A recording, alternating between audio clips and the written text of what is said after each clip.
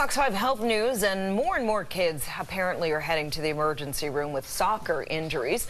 Researchers say part of the increase in the visits is due to the sharp rise in concussions. All right, joining us now, Fox 5 medical contributor Dr. Devi Nampiaparampil, and I think we're just a lot more aware of this in general, right? I think you're right. I think that's part of the reason the numbers are going up. I mean, the estimate is that over the 25 years, the numbers have doubled in terms of the diagnosed concussions.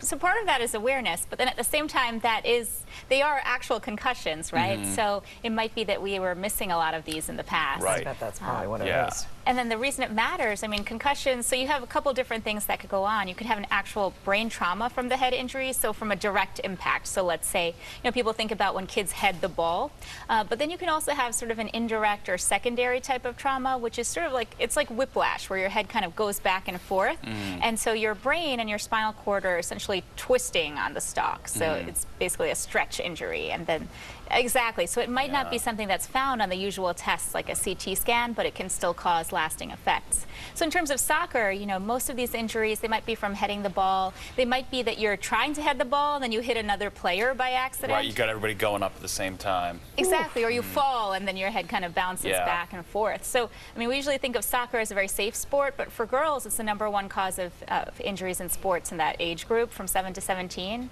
And then if you compare it to boys, too, together, it's the second largest. Football is #1. Right. All right, fair enough, but not a totally safe alternative or whatever, maybe like we thought growing up. All right, the first signs of hearing loss are now showing up in college-age students. The new study finds that young adults regularly exposed to loud noises are showing symptoms earlier and earlier of inner ear damage. And I'm guessing this is the generation that grew up on the earphone buds, right? Oh, exactly. The phone. Yeah. I mean, what's interesting about it to me is that, our test right now audiograms. So you go in and you basically listen to different frequencies, so different sounds, and you sort of tap a button if you hear the sound. So for certain types of hearing loss where certain cells aren't working anymore, it'll pick that up. And maybe you have to recognize a couple words and it'll kind of test that.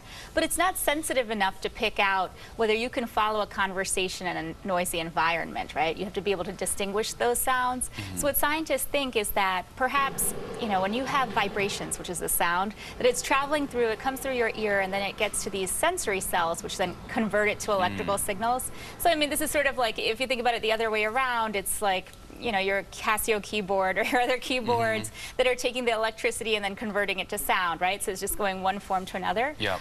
But if there's something wrong in that conversion, then perhaps you can still hear a sound, but you can't really distinguish this conversation. Or whatever. Yeah, exactly. So sometimes it'll look like people aren't paying attention because they can't quite follow, but it might actually be a hearing problem. So scientists are trying to figure out if we can get a better test and then a better treatment. Would make sense. It certainly would. Bumping in tunes, from such an early age with the earphones and the whole thing. Sometimes I wonder if I have this too myself, because sometimes you have to look at people's lips in these noisy environments to also distinguish what are they saying. Right. Well, we've got our silly earpiece here, which like this hearing in this ear is a lot worse than the one in the ear I don't have it in. So scary stuff. Take care of your hearing, because you can't really fix it once you damage it. That's At least not yet. Yeah, not yet. Thank you.